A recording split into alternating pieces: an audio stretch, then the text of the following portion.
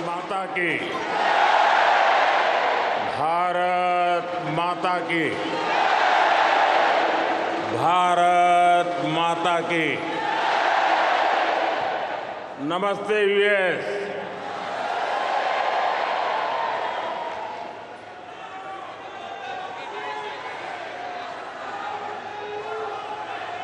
अब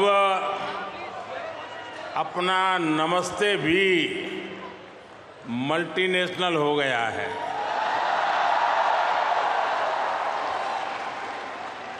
लोकल से ग्लोबल हो गया।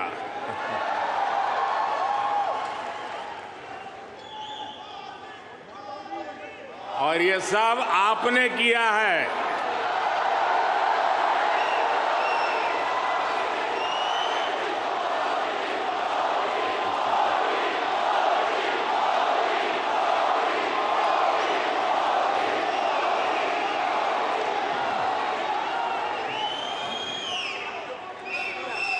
अपने दिल में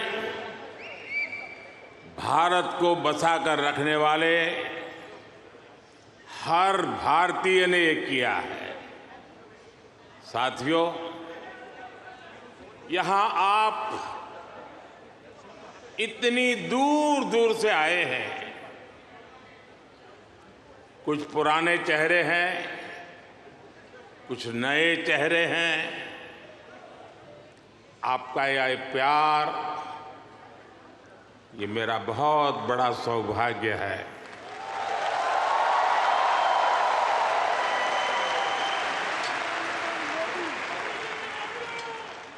मुझे वो दिन याद आते हैं जब मैं पीएम भी नहीं था, सीएम भी नहीं था, नेता भी नहीं था। उस समय एक जिज्ञासु के तौर पर यहां आप सबके बीच आया करता था। इस धरती को देखना, इसे समझना, मन में कितने ही सवाल लेकर के आता था। जब मैं किसी पद पर नहीं था, उससे पहले भी मैं अमेरिका के करीब करीब 29 स्टेट्स में दौरा कर चुका था।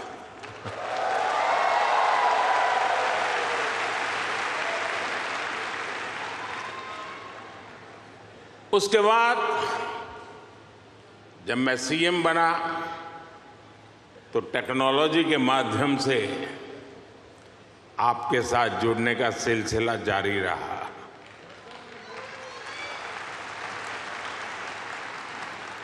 पीएम रहते हुए मैंने आपसे अपार स्नेह पाया है, अपनत्व पाया है। 2014 में मेडिसन स्क्वायर,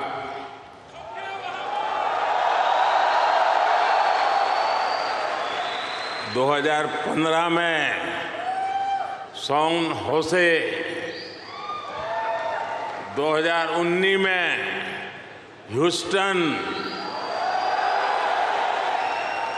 2023 में वाशिंगटन और अब 2024 में न्यूयॉर्क।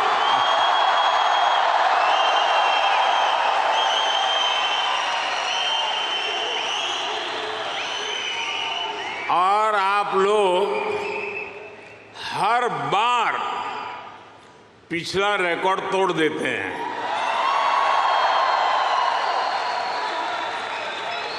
साथियों, मैं हमेशा से आपके सामर्थ्य को,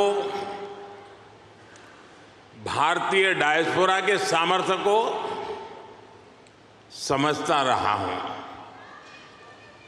जब मेरे पास कोई सरकारी पद नहीं था, तब भी समझता था और आज भी समझता हूं।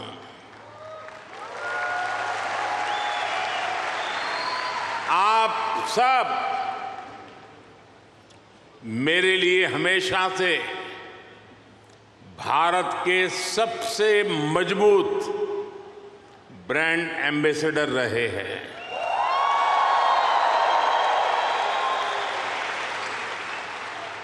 और इसलिए मैं आप सबको राष्ट्रदूत कहता हूं।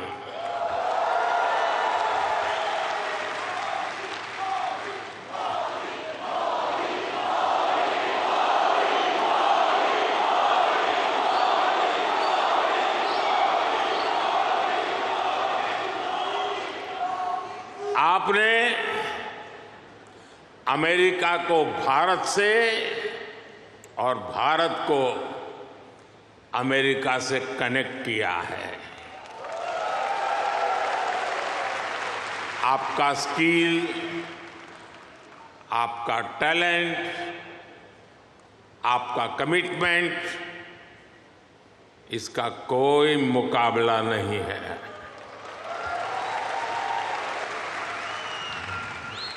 आप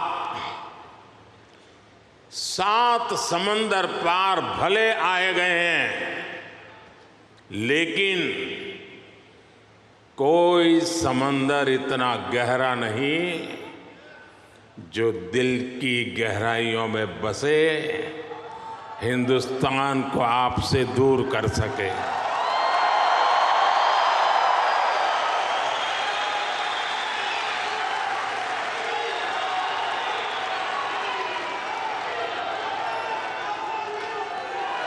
मां भारती ने जो हमें सिखाया है वो हम कभी भी भूल नहीं सकते। हम जहां भी जाते हैं सबको परिवार मानकर उनसे घुल मिल जाते हैं। डायवर्सिटी को समझना, डायवर्सिटी को जीना, उसे अपने जीवन में उतारना, ये हमारे संस्कारों में है, हमारी रगों में है।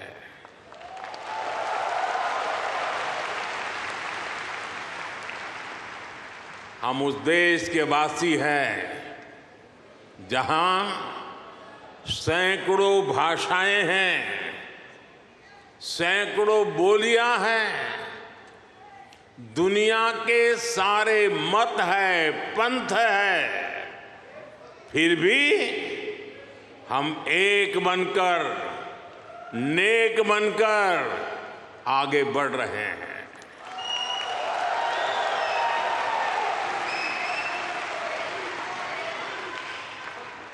यहां इस हॉल में ही देखिए, कोई तमिल बोलता है,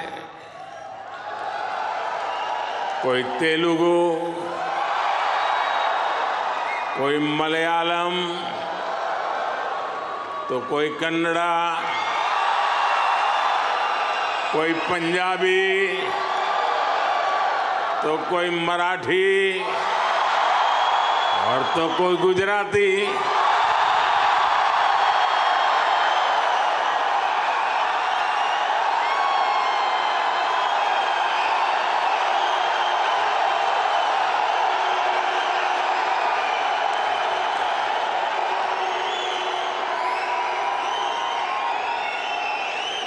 भाषा अनेक है, लेकिन भाव एक है, और वो भाव है भारत माता की। वो भाव है भारतीयता। दुनिया के साथ जुड़ने के लिए ये हमारी सबसे बड़ी स्ट्रेंथ है, सबसे बड़ी ताकत है। यही वैल्यूज हमें सहज रूप से ही विश्व बंधु बनाती है।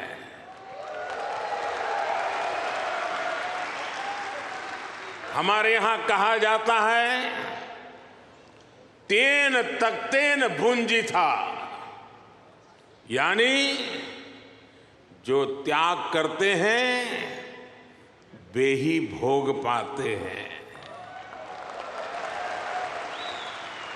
हम दूसरों का भला करके, त्याग करके सुख पाते हैं और हम किसी भी देश में रहे,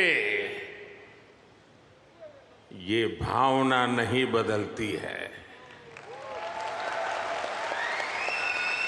हम जिस सोसाइटी में रहते हैं वहां ज्यादा से ज्यादा योगदान करते हैं। यहां अमेरिका में आपने डॉक्टर्स के रूप में, रिसर्चर्स के रूप में, टेक प्रोफेशनल्स के रूप में, साइंटिस्ट के रूप में या दूसरे प्रोफेशंस में जो परचम लहराया हुआ है वो इसी का प्रतीक है। अभी कुछ समय पहले ही तो यहां T20 क्रिकेट वर्ल्ड कप हुआ था।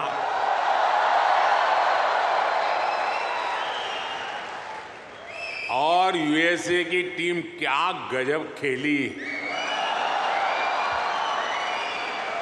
और उस टीम में यहां रह रहे भारतीयों का जो योगदान था वो भी दुनिया ने देखा है।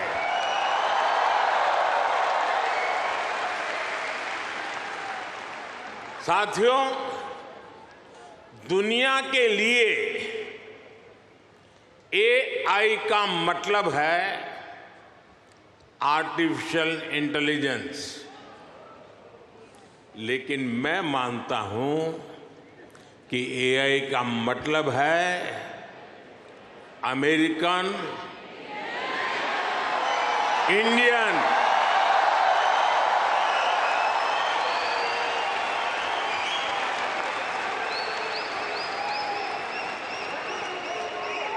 अमेरिका इंडिया, ये स्पिरिट है और वही तो नई दुनिया का AI पावर है।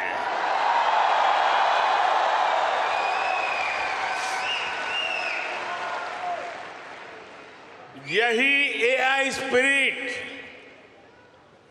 भारत अमेरिका रिश्तों को नई ऊंचाई दे रहा है।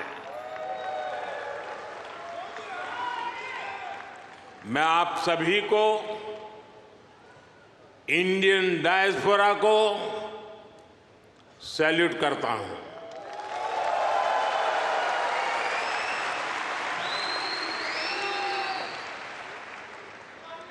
I salute you all.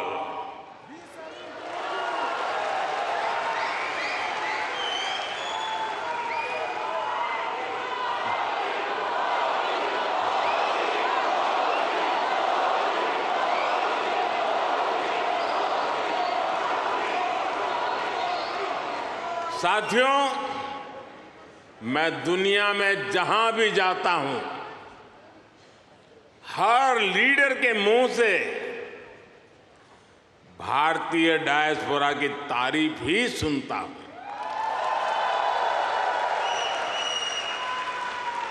कल ही प्रेसिडेंट बाइडेन मुझे डेलावेयर में अपने घर ले गए थे।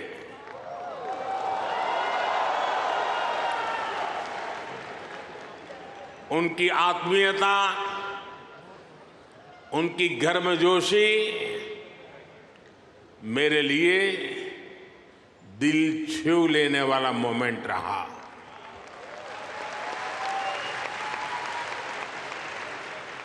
ये सम्मान 140 करोड़ भारतीयों का है।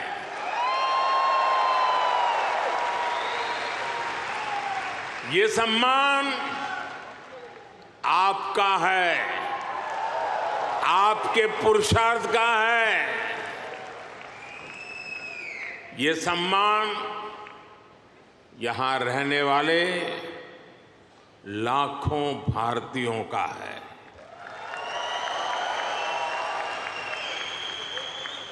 मैं प्रेसिडेंट बाइडेन का आभार करूंगा और साथ ही आपका भी आभार व्यक्त करूंगा। साथियों, 2024 का ये साल पूरी दुनिया के लिए बहुत अहम है। एक तरफ दुनिया के कई देशों के बीच संघर्ष है, तनाव है, तो दूसरी तरफ कई देशों में डेमोक्रेसी का जश्न चल रहा है।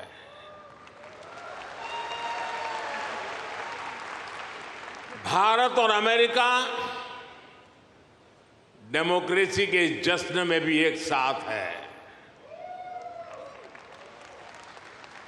जहां अमेरिका में चुनाव होने वाले हैं और भारत में चुनाव हो चुके हैं,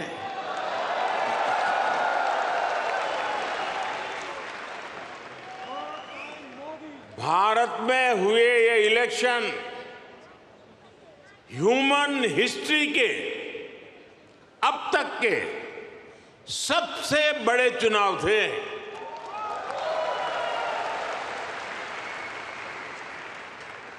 आप कल्पना कर सकते हैं, अमेरिका की कुल आबादी से भी करीब 2 गुने वोटर्स, इतना ही नहीं, पूरे यूरोप की कुल आबादी से ज्यादा वोटर्स, इतने सारे लोगों ने भारत में अपना वोट डाले।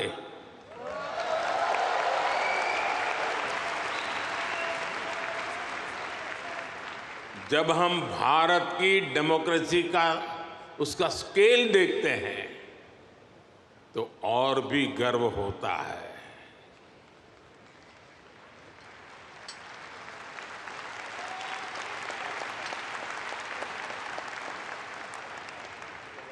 तीन महीने का पोलिंग प्रोसेस, 15 मिलियन यानी 1.5 करोड़ लोगों का पोलिंग स्टाफ, 1 मिलियन यानी 10 लाख से ज्यादा पोलिंग स्टेशन, 2,500 से ज्यादा पॉलिटिकल पार्टीज,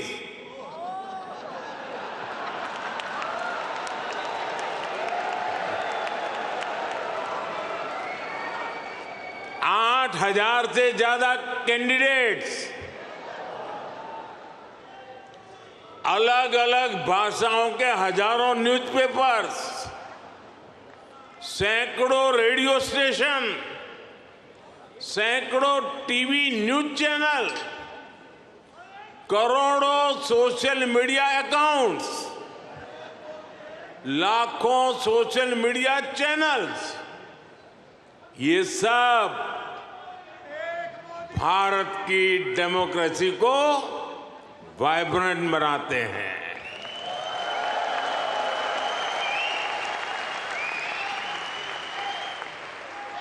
ये फ्रीडम ऑफ एक्सप्रेशन के विस्तार का दौर है। इस लेवल की स्क्रूटनी से होकर हमारे देश की चुनावी प्रक्रिया गुजरती है। और साथियों, इस लंबी चुनावी प्रक्रिया से गुजरकर इस बार भारत में कुछ अभूतपूर्व हुआ है। क्या हुआ है? क्या हुआ है? क्या हुआ है? क्या हुआ है? अब की बार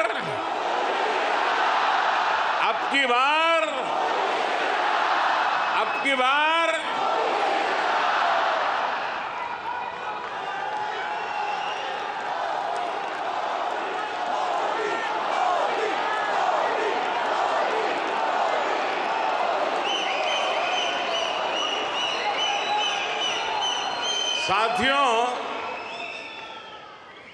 तीसरी बार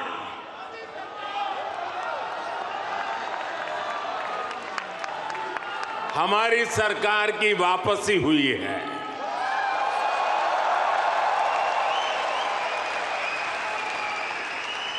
और ऐसा पिछले 60 सालों में भारत में नहीं हुआ था।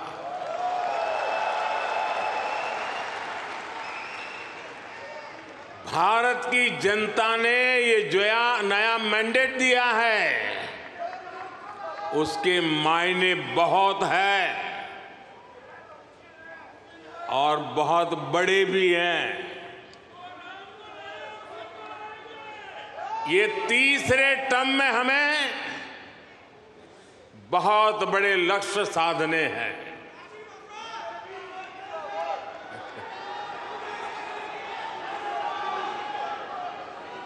हमें 3 गुना ताकत और 3 गुना गति के साथ आगे बढ़ना है।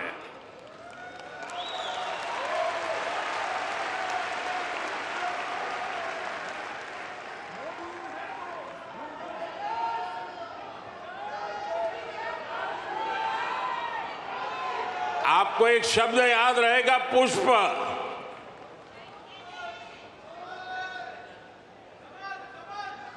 हाँ, कमल मान लीजिए, मुझे इतराज नहीं है।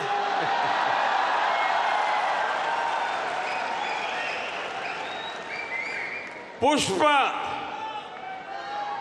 और मैं पुष्प को डिफाइन करता हूं, P for progressive Bharat, U for unstoppable Bharat, S for spiritual Bharat, H for humanity first को समर्पित Bharat, P for prosperous Bharat, यानी पुष्प। पुष्प की 5 पंखुड़ियों को मिलाकर ही विकसित भारत बनाएंगे।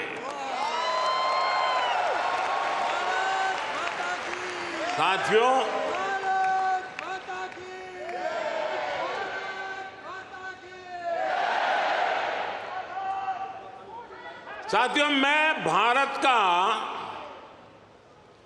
पहला प्रधानमंत्री हूं जिसका जन्म आजादी के बाद हुआ।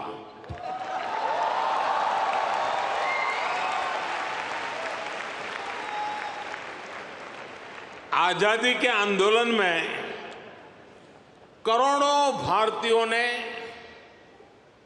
स्वराज के लिए जीवन खपा दिया था। उन्होंने अपना हित नहीं देखा, अपने कंफर्ट जोन की चिंता नहीं की। वो तो बस देश की आजादी के लिए सब कुछ भूलकर अंग्रेजों से लड़ने चल पड़े थे। उस सफर में किसी को फांसी का फंदा मिला, किसी के शरीर को गोलियों से भून दिया गया, कोई यातनाएं सहते हुए जेल में ही गुजर गया, कईयों की जवानी जिंदगी जेल में खप गई। साथियों,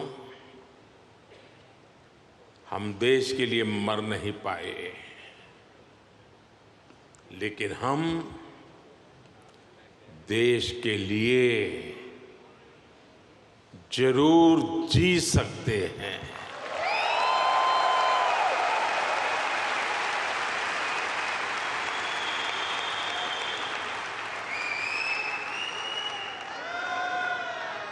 मरना हमारे नसीब नहीं था, जीना हमारे नसीब है।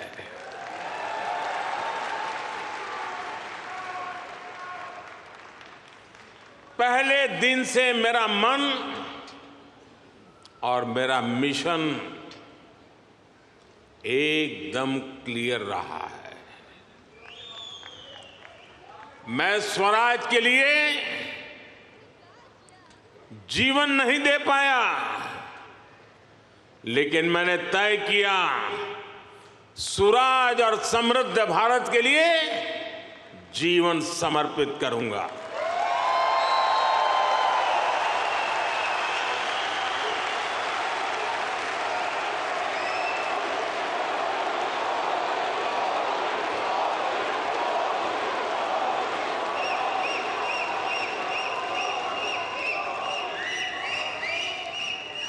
मेरे जीवन का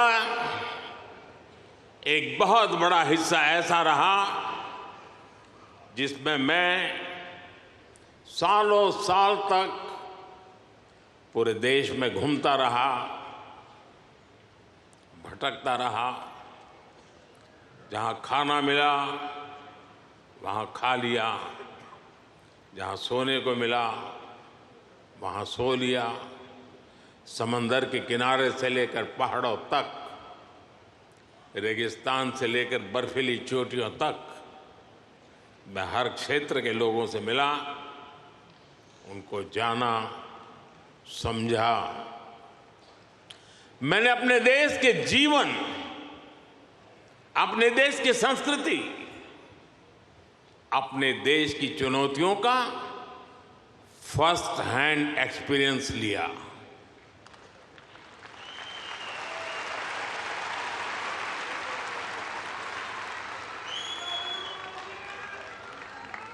वो भी एक वक्त था जब मैंने अपनी दिशा कुछ और तय की थी, लेकिन नियति ने मुझे राजनीति में पहुंचा दिया।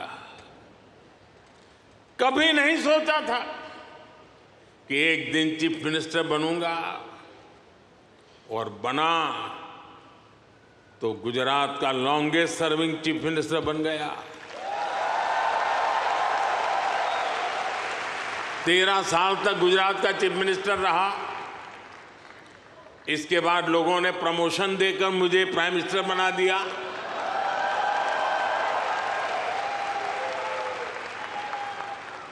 लेकिन दशकों तक देश के कोने में जाकर मैंने जो सीखा है, उसी ने चाहे राज्य हो या केंद्र, मेरे सेवा के मॉडल को, मेरे गवर्नेंस के मॉडल को इतना सफल बनाया है। पिछले 10 साल में इस गवर्नेंस मॉडल की सफलता आपने देखी है, पूरी दुनिया ने देखी है, और अब देश के लोगों ने बहुत बड़े भरोसे के साथ मुझे ये तीसरा टर्म सौंपा है।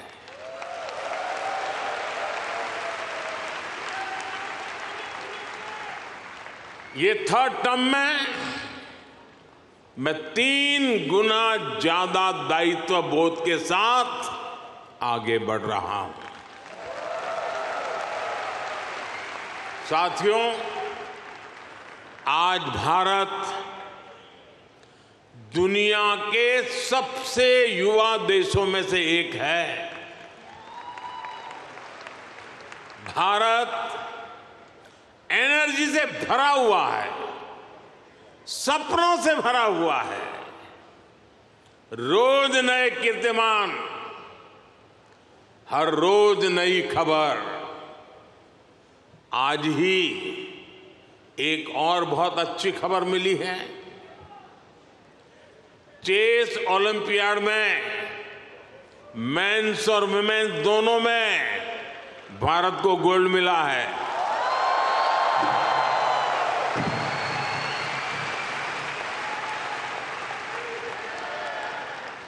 लेकिन एक और बात बताऊं, जब ज्यादा तालियां बजानी पड़ेगी।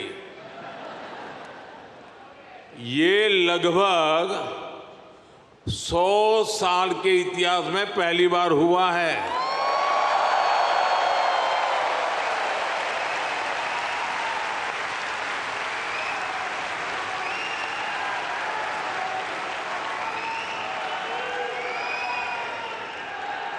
पूरे देश को हर हिंदुस्तानी को हमारे चेस प्लेयर्स पर बहुत गर्व है।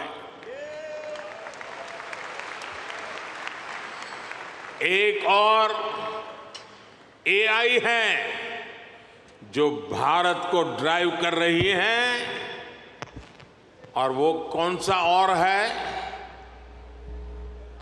वो है A for aspirational, I for India, aspirational India. ये नया फोर्स है, नई ऊर्जा है। आज करोड़ों भारतीयों की एस्पिरेशन भारत की ग्रोथ को ड्राइव कर रही है। हर एस्पिरेशन नए अचीवमेंट को जन्म देती है, और हर अचीवमेंट नए एस्पिरेशन के लिए खाद पानी बन रही है। एक दशक में भारत 10वें नंबर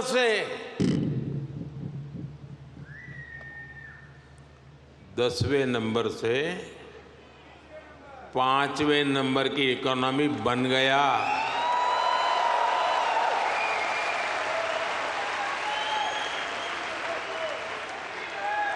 अब हर भारतीय चाहता है कि भारत जल्दी से 3rd लार्जेस्ट इकोनॉमी बने।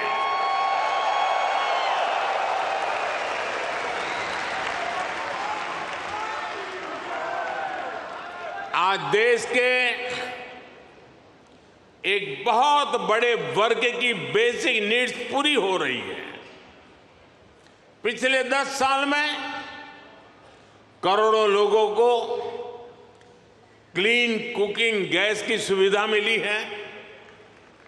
उनके घर तक पाइप से साफ पानी पहुंचने लगा है। उनके घर में बिजली कनेक्शन पहुंचा है। उनके लिए करोड़ों टॉयलेट्स बने हैं। ऐसे करोड़ों लोग अब क्वालिटी लाइफ चाहते हैं। साथियों, अब भारत के लोगों को सिर्फ रोड नहीं, उन्हें शानदार एक्सप्रेस वे चाहिए। अब भारत के लोगों को सिर्फ रेल कनेक्टिविटी नहीं, उन्हें हाई स्पीड ट्रेन चाहिए।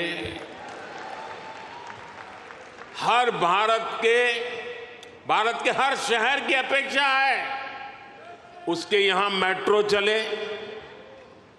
भारत के हर शहर की अपेक्षा है उसका अपना एयरपोर्ट हो। देश का हर नागरिक, हर गांव शहर चाहता है कि उसके यहां दुनिया की बेस्ट सुविधाएं हो, और इसका नतीजा हम देख रहे हैं। 2014 में भारत के सिर्फ 5 शहरों में मेट्रो थी। आज 23 शहरों में मेट्रो है। आज दुनिया का दूसरा सबसे बड़ा मेट्रो नेटवर्क भारत में है, और इसका हर दिन विस्तार हो रहा है। साथियों, 2014 में भारत के सिर्फ 70 शहरों में 70 शहरों में एयरपोर्ट्स थे।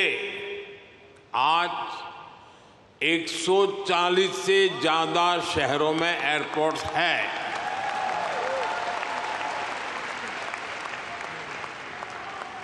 – 2014 में 100 से भी कम ग्राम पंचायतों में ब्रॉडबैंड कनेक्टिविटी थी।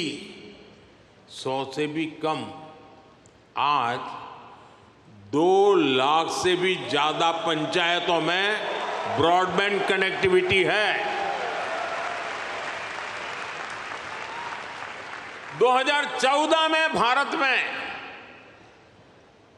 140 मिलियन यानी 14 करोड़ के आसपास एलपीजी कंज्यूमर थे। आज भारत में 310 मिलियन यानी 31 करोड़ से ज्यादा एलपीजी कंज्यूमर है। जिस काम में पहले सालों लग जाते थे, वो काम अब महीनों में खत्म हो रहा है।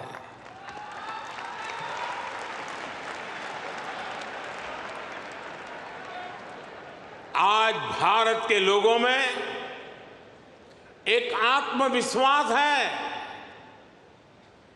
एक संकल्प है, मंजिल तक पहुंचने का इरादा है।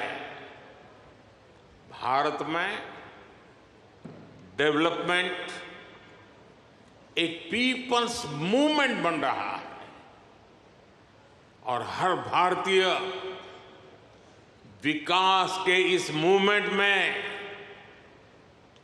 बराबर का पार्टनर बन गया है। उसे भरोसा है भारत की सफलता पर, भारत की उपलब्धियों पर। साथियों,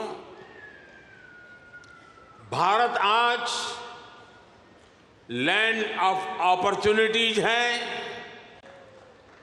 अवसरों की धरती है।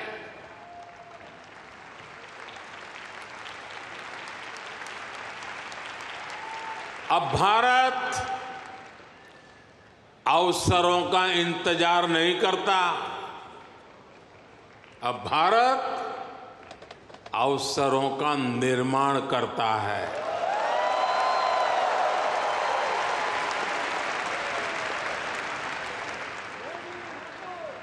बीते 10 साल में भारत ने हर सेक्टर में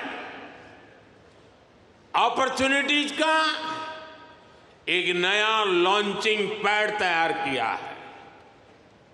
आप देखिए, सिर्फ 1 दशक में ही, और ये बात आप सबको गर्व देगी, सिर्फ 1 दशक में ही 25 करोड़ लोग, 1 दशक में ही 25 करोड़ लोग गरीबी से बाहर निकले हैं।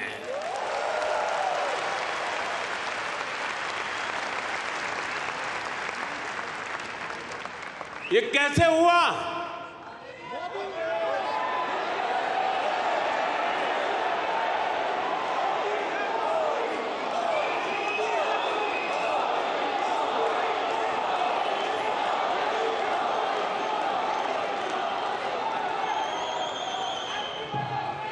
ये इसलिए हुआ, हमने पुरानी सोच बदली, अप्रोच बदली। हमने गरीब को एम्पावर करने पर फोकस किया। 50 करोड़ यानी 500 मिलियन से ज्यादा लोगों को बैंकिंग सिस्टम से जोड़ा। 55 करोड़ यानी 550 मिलियन से ज्यादा लोगों को 5 लाख रुपए तक का फ्री मेडिकल ट्रीटमेंट देना। 4 करोड़ यानी 40 मिलियन से ज्यादा फैमिलीज को पक्के घर देना। कोलेटरल फ्री लोन्स का सिस्टम बनाकर करोड़ों लोगों को ईज ऑफ क्रेडिट से जोड़ना। ऐसे अनेकों काम हुए, तब इतने लोगों ने खुद ने गरीबी को हराया।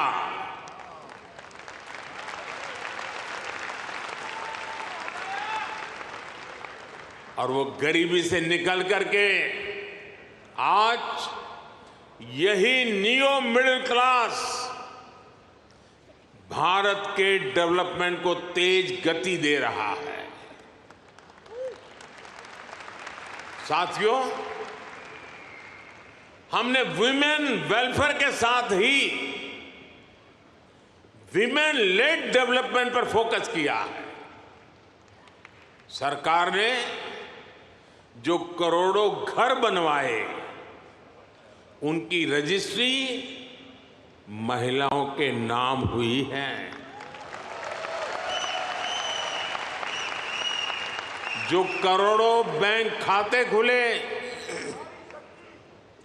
उसमें आधे से ज्यादा खाते महिलाओं के खाते खुले। 10 साल में भारत की 10 करोड़ महिलाएं माइक्रो एंटरप्रेन्योरशिप स्कीम से जुड़ी है। मैं आपको एक और एग्जाम्पल देता हूं। हम भारत में एग्रीकल्चर को टेक्नोलॉजी के साथ जोड़ने में अनेक प्रयास कर रहे हैं। उसमें आज खेती में, किसानी में भरपूर मात्रा में ड्रोन का उपयोग आज भारत में नजर आता है।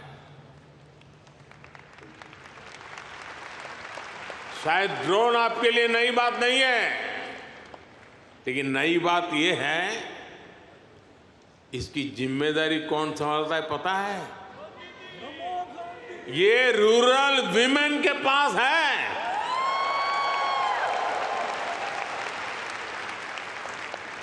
हम हजारों महिलाओं को ड्रोन पायलट्स बना रहे हैं। एग्रीकल्चर में टेक्नोलॉजी का ये बहुत बड़ा रिवॉल्यूशन गांव की महिलाएं लेकर आ रही है। साथियों, जो एरियाज पहले निग्लेक्टेड थे, वो आज देश की प्रायोरिटी है। आज भारत जितना कनेक्टेड है, उतना पहले कभी नहीं रहा। आप हैरान होंगे, आज भारत का 5G मार्केट, बताऊं? बुरा नहीं लगेगा ना? आज भारत का 5G मार्केट अमेरिका से भी बड़ा हो चुका है।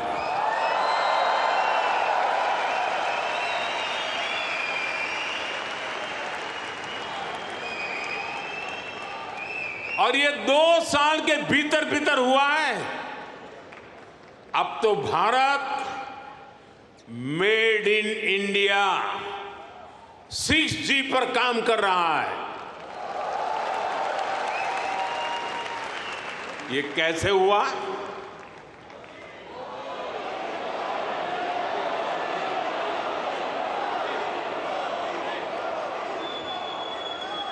ये इसलिए हुआ क्योंकि हमने इस सेक्टर को आगे बढ़ाने के लिए पॉलिसीज बनाई। हमने मेड इन इंडिया टेक्नोलॉजी पर काम किया। हमने सस्ते डेटा पर मोबाइल फोन मैन्युफैक्चरिंग पर फोकस किया। आज दुनिया का करीब करीब हर बड़ा mobile brand made in India है। आज भारत दुनिया का दूसरा सबसे बड़ा मोबाइल मैन्युफैक्चरर है। एक जमाना था मेरे आने से पहले, जब हम मोबाइल इंपोर्टर थे। आज हम मोबाइल एक्सपोर्टर बन गए हैं।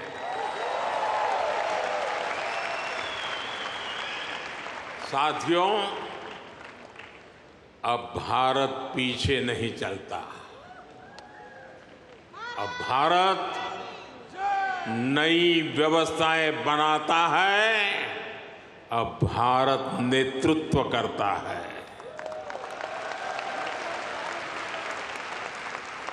भारत ने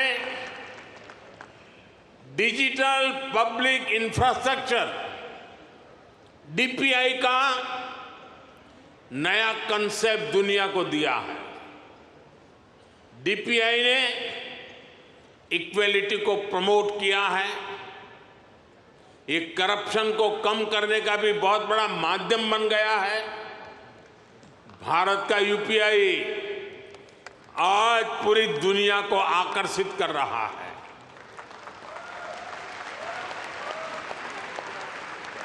आपकी जेब में वॉलेट है, लेकिन भारत में लोगों की जेब के साथ ही फोन में वॉलेट है,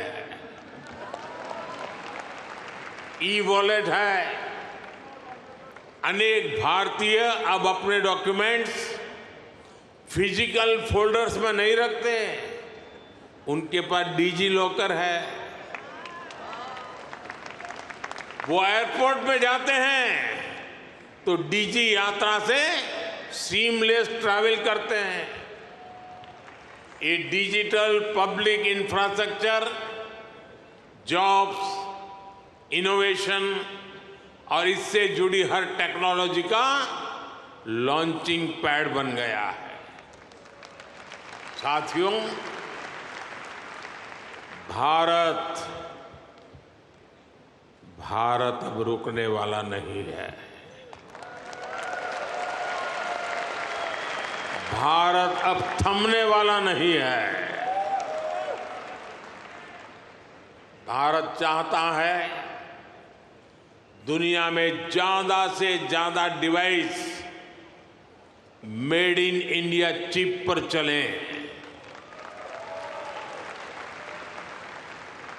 हमने सेमीकंडक्टर सेक्टर को भी भारत की तेज ग्रोथ का आधार बनाया है। पिछले साल जून में भारत ने सेमीकंडक्टर सेक्टर के लिए इंसेंटिव घोषित किए थे। इसके कुछ ही महीनों बाद माइक्रोन की पहली सेमीकंडक्टर यूनिट का शिलान्यास भी हो गया।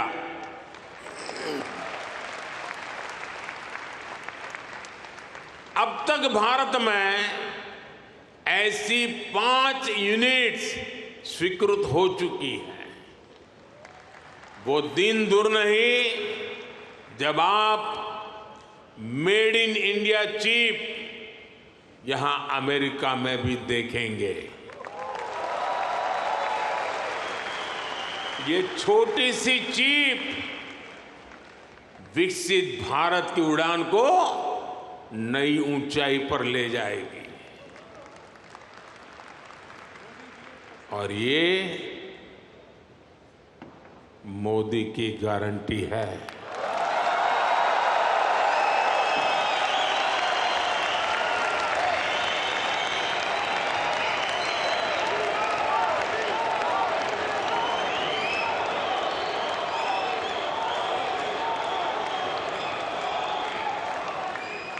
साथियों, आज भारत में रिफॉर्म्स के लिए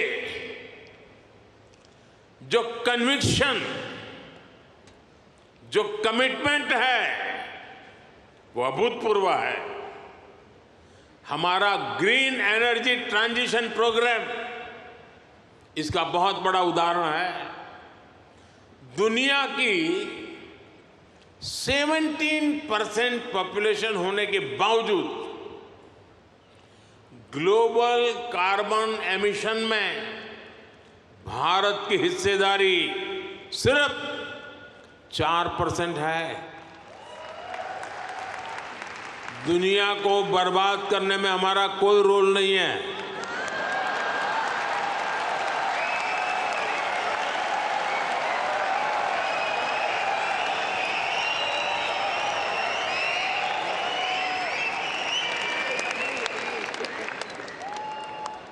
पूरी दुनिया की तुलना में एक तरह से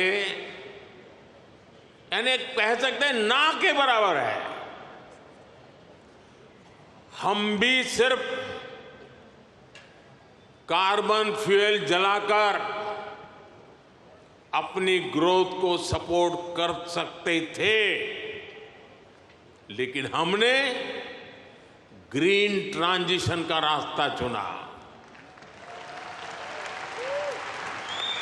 प्रकृति प्रेम के हमारे संस्कारों ने हमें गाइड किया, इसलिए हम solar, wind, hydro, green hydrogen और न्यूक्लियर एनर्जी पर इन्वेस्टमेंट कर रहे हैं।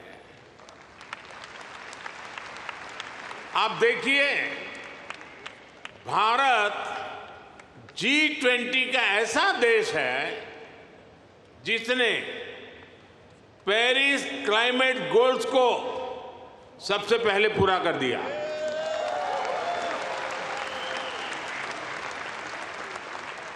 दो 2014 के बाद से भारत ने अपनी सोलर एनर्जी इंस्टॉल कैपेसिटी को 30 गुना से ज्यादा बढ़ाया है।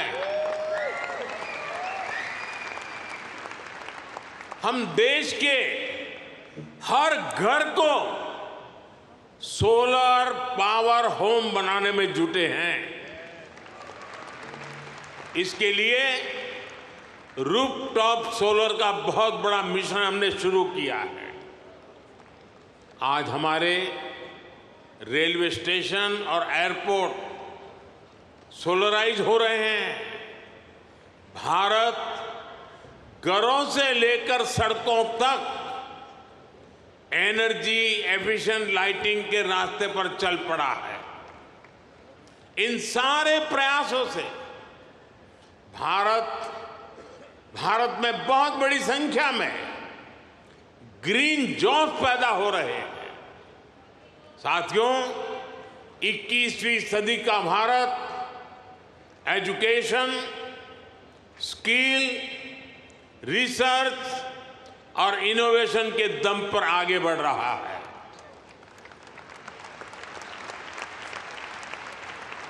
आप सभी नालंदा यूनिवर्सिटी के नाम से परिचित है।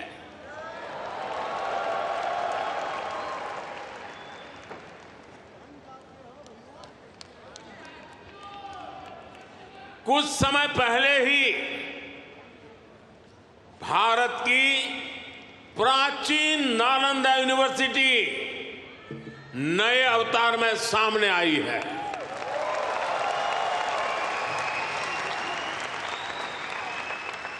आज सिर्फ यूनिवर्सिटी को ही नहीं, बल्कि नालंदा स्पिरिट को भी रिवाइव कर रहा है। पूरी दुनिया के स्टूडेंट्स भारत आकर पढ़े। हम इस तरह का आधुनिक इकोनॉमिक सिस्टम बना रहे हैं। बीते 10 साल में भारत में, ये भी जरा आप लोगों को याद रखने जैसी बात बताता हूं मैं, बीते 10 साल में भारत में हर सप्ताह एक यूनिवर्सिटी बनी है।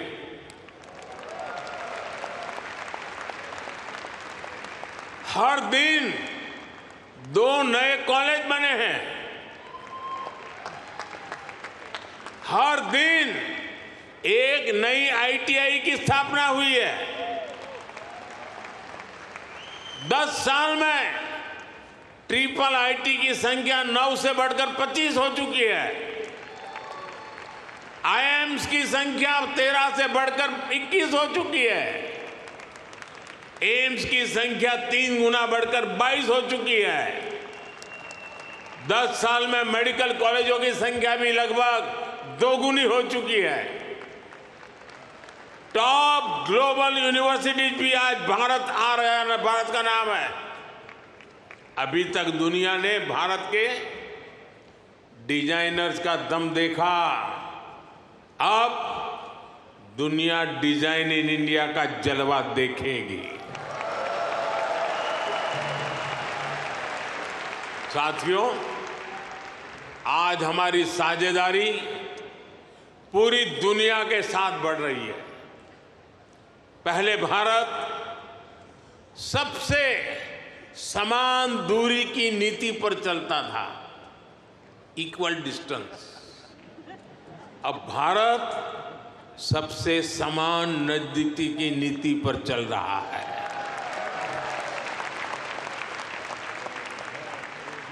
हम ग्लोबल साउथ की भी बुलंद आवाज बन रहे हैं। आपने देखा होगा, भारत की पहल पर G20 समिट में अफ्रीकन यूनियन को स्थायी सदस्यता मिली। आज जब भारत ग्लोबल प्लेटफॉर्म पर कुछ कहता है तो दुनिया सुनती है।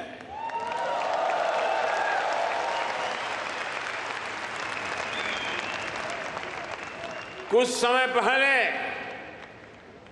जब मैंने कहा कि this is not the era of war, तो उसकी गंभीरता सबने समझी। साथियों, आज दुनिया में कहीं भी संकट आए, भारत फर्स्ट रिस्पॉन्डर के रूप में सामने आता है। कोरोना के समय में हमने 150 से ज्यादा देशों को वैक्सीन और दवाइयां भेजी। कहीं भूकंप आए, कहीं साइक्लोन आए, कहीं गृह युद्ध हो, हम मदद के लिए सबसे पहले पहुंचते हैं। यही हमारे पुरखों की सीख है, यही हमारे संस्कार है। साथियों, आज का भारत दुनिया में एक नए कैटलिस्ट एजेंट की तरह उभर रहा है और इसका प्रभाव हर सेक्टर में दिखेगा। ग्लोबल ग्रोथ के प्रोसेस को तेज करने के लिए भारत का रोल अहम होगा। ग्लोबल पीस के प्रोसेस को तेज करने के लिए भारत का रोल अहम होगा। ग्लोबल क्लाइमेट एक्शन को स्पीड अप करने में भारत का रोल अहम होगा। ग्लोबल स्किल गैप को दूर करने में भारत का रोल अहम होगा। ग्लोबल इनोवेशंस को नई दिशा देने में भारत का रोल अहम होगा। ग्लोबल सप्लाई चेन में स्टेबिलिटी के लिए भारत का भूमिका अहम होगा। साथियों, भारत के लिए शक्ति और सामर्थ्य का अर्थ है, भारत के लिए शक्ति और सामर्थ्य का अर्थ है ज्ञानाय, दानाय, च रक्षणाय। यानी knowledge is for sharing, wealth is for caring, power is for protecting.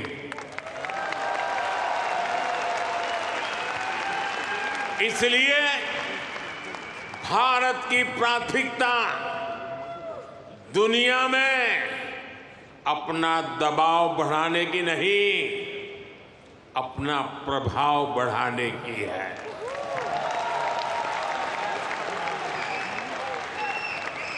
हम आग की तरह जलाने वाले नहीं, हम सूरज के किरण की तरह रोशनी देने वाले लोग हैं।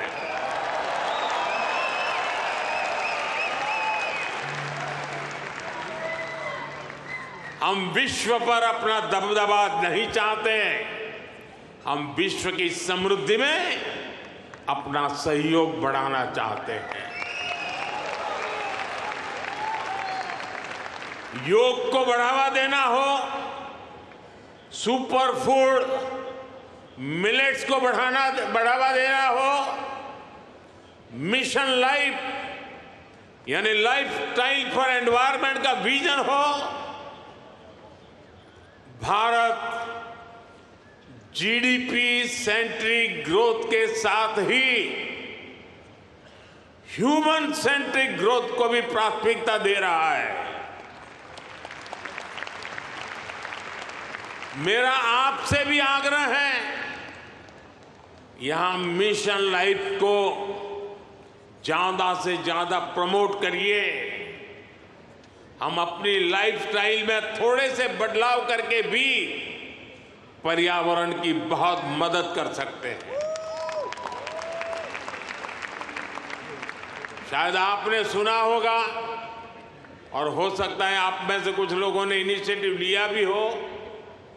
आजकल भारत में एक पेड़ मां के नाम, अपनी मां को याद करते हुए एक पेड़ लगाना। मां जिंदा है तो साथ ले जाना, मां नहीं है तो तस्वीर ले जाना।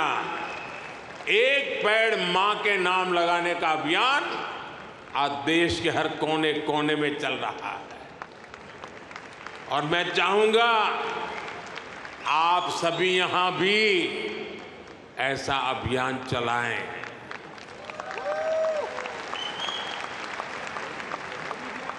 ये हमारी जन्मदाता मां और धरती मां दोनों का यश बढ़ाएगा। साथियों, आज का भारत बड़े सपने देखता है, बड़े सपनों का पीछा करता है। अभी कुछ दिन पहले ही पेरिस ओलंपिक खत्म हुए हैं। अगले ओलंपिक्स का होस्ट यूएसए है। जल्द ही आप भारत में भी ओलंपिक्स के साक्षी बनेंगे।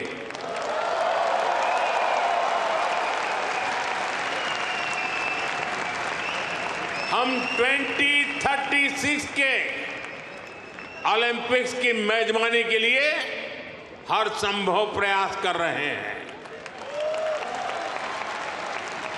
स्पोर्ट्स हो, बिजनेस हो या फिर एनवायरमेंट, एंटरटेनमेंट, आज भारत बहुत बड़े आकर्षण का केंद्र है। आज आईपीएल जैसी भारत की लीग्स दुनिया की टॉप लीग्स में से एक है। भारत की फिल्में ग्लोबली धूम मचा रही हैं। भारत आज ग्लोबल टूरिज्म में भी परचम लहरा रहा है। दुनिया के अलग अलग देशों में भारत के त्योहार मनाने की होड़ है। मैं देख रहा हूं इन दिनों हर शहर में लोग नवरात्रि का गरबा सीख रहे हैं।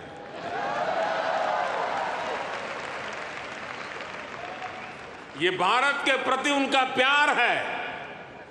साथियों, आज हर देश भारत को ज्यादा से ज्यादा समझना चाहता है, जानना चाहता है।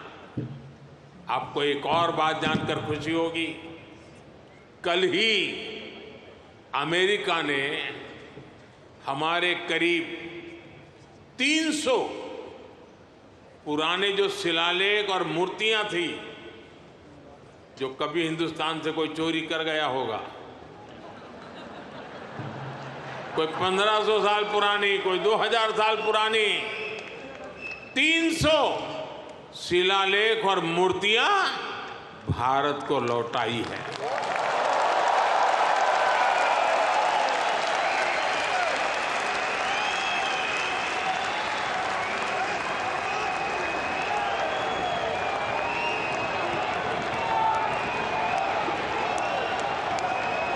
अभी तक अमेरिका ऐसी लगभग 500 धरोहरें भारत को लौटा चुका है।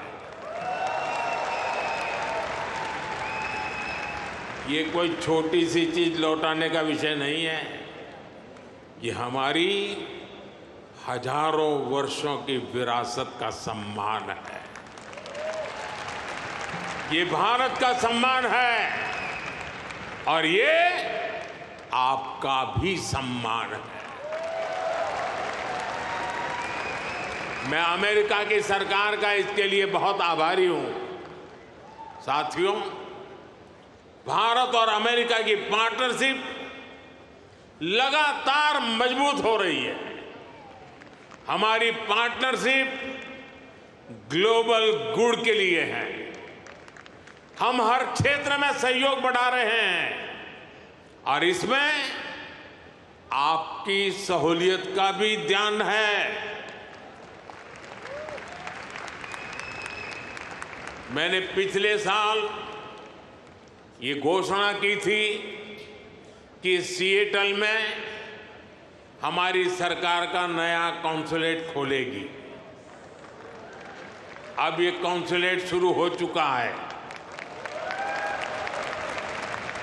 मैंने 2 और कॉन्सुलेट खोलने के लिए आपके सुझाव मांगे थे।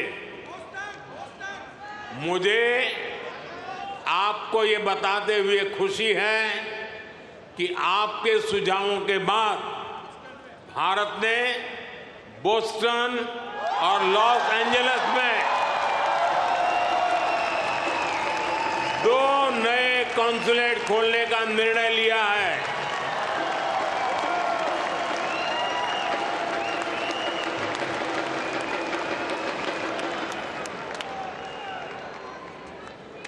मुझे